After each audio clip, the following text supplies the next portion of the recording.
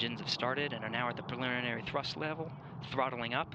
Engines at maximum thrust, liftoff. And liftoff.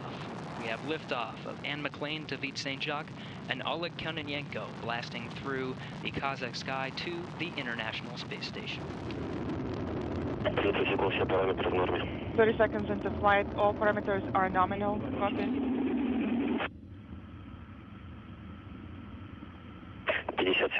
50 seconds. Chamber pressure is nominal.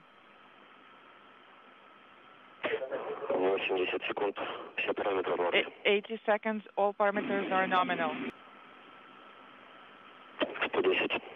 110 seconds.